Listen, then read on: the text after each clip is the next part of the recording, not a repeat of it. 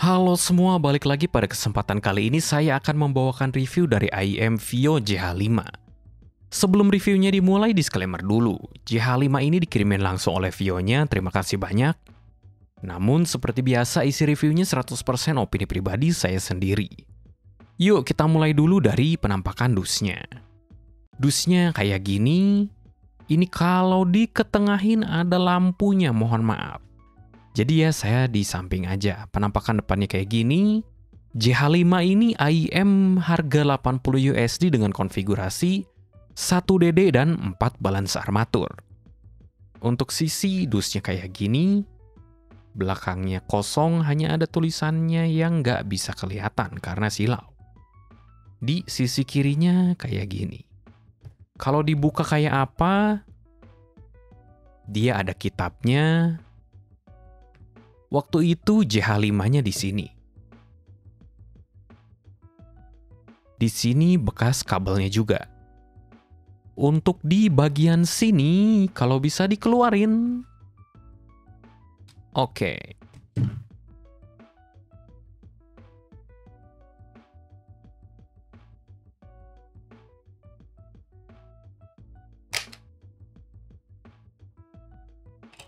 Dia dapat kotak kayak gini. Ini cable ties bekas si kabelnya. Ini ada ear tips yang dapat 2 ear tipsnya ini. Coba saya buka. Ada ear tips hitam generik dan juga ear tips VIO yang VIO apa yang baru tuh ear tipsnya? Saya lupa namanya, tapi yang transparan warna-warni gitu. Tuh. Untuk IEM beserta kabelnya, tunggu sebentar saya beresin dulu si kotaknya.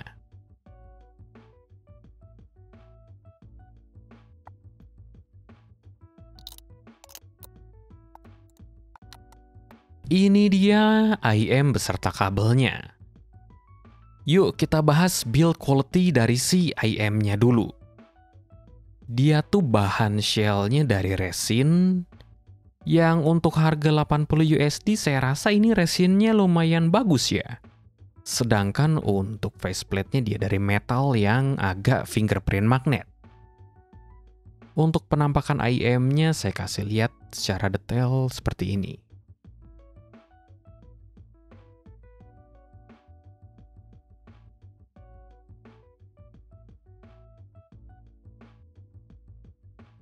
Untuk kabelnya sendiri, kalau kata saya pribadi sih, kabelnya bagus. Tapi, ya disayangkan terminasinya cuman 3.5 single-ended. Untuk comfortnya gimana di kuping saya sih ini termasuk IEM yang nyaman ya.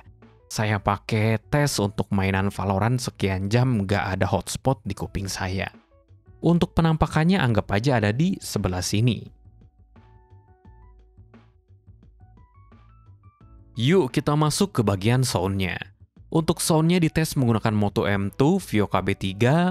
Musiknya diambil dari Apple Music yang genrenya J-pop, J-rock, anisong, EDM, rap, metal, dan juga jazz. Soundnya secara general dia gimana? Di kuping saya dia bass boosted netral.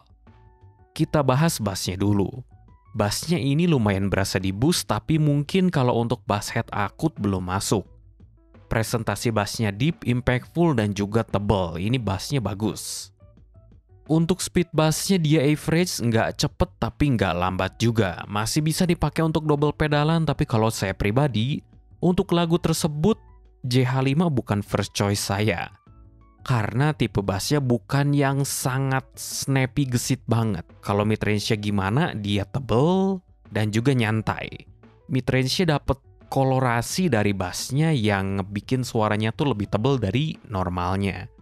Yang to be honest, saya suka sama pembawaan midrange-nya.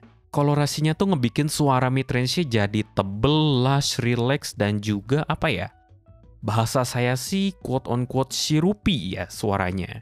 Sedangkan untuk upper midrange-nya sendiri dia area pinna gain-nya agak telat.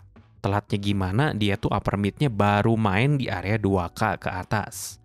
Efeknya suaranya jadi lebih fokus ke area lower midrange-nya. Untuk vokal dia dipresentasiin lebih tebal dari biasanya, nggak shouty dan nggak sibilen. Untuk instrumen dia lush, tebel, bukan tipe yang forward intense, tapi nggak mendem juga sih sebenarnya. Untuk treble-nya dia smooth tapi lumayan detail, bukan yang paling extend. Timbre dari treble-nya lumayan oke, nggak tipikal balance armatur banget, analytical tipis, tapi dia lebih organik dari biasanya, yang termasuk hal positif untuk di harganya. Tapi ada satu hal yang harus saya mention, layering treble-nya dia biasa aja untuk di harganya.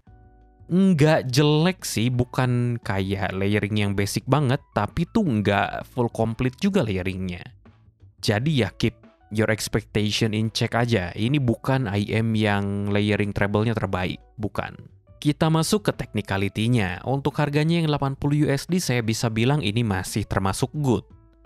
Untuk stage-nya dia medium size, nggak kecil, nggak besar. Bentukannya simetris antara lebar dan juga dalamnya.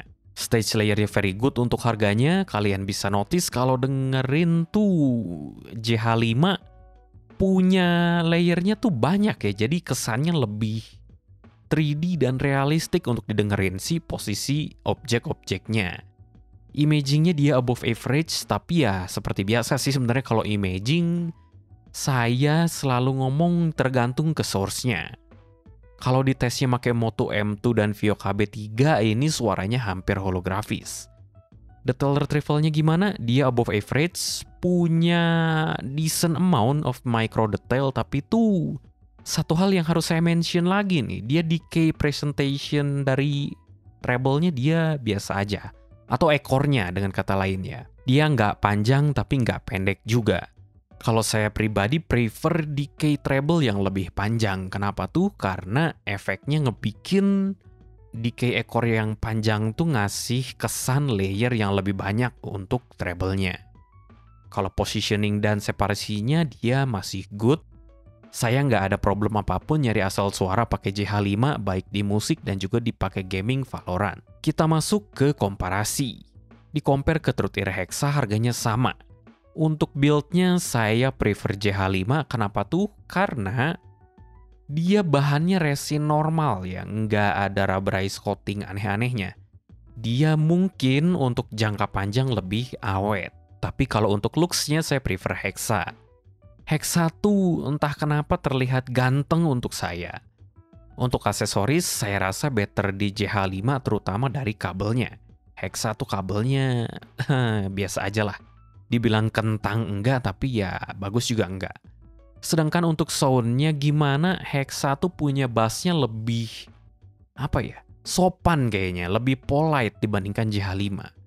Dia punya mid bass-nya juga lebih kalem si Hexa, dan minim kolorasi midrange. Sedangkan di JH5, pembawaan suaranya lebih tebal dan lush dibandingkan Hexa.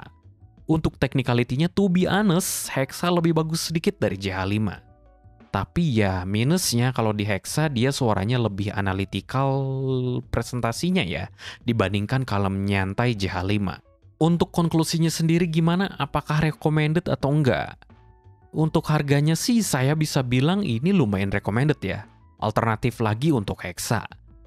Di harga 80 USD Vio tuh bisa nyajiin build yang bagus, aksesorisnya bagus, shell-nya comfortable, suaranya yang quote-on-quote syrupy, tebel, dan lush. Technicality-nya juga masih bisa dibilang bagus untuk harganya. Tapi ya sebenarnya kalau audio saya pasti bilang balik lagi. Subjektif, jadi ya cocokin sama apa yang kalian cari dari sebuah IM. Saya di sini hanya ngebantu ngedeskripsiin apa yang saya dengar dari si JH5 ini.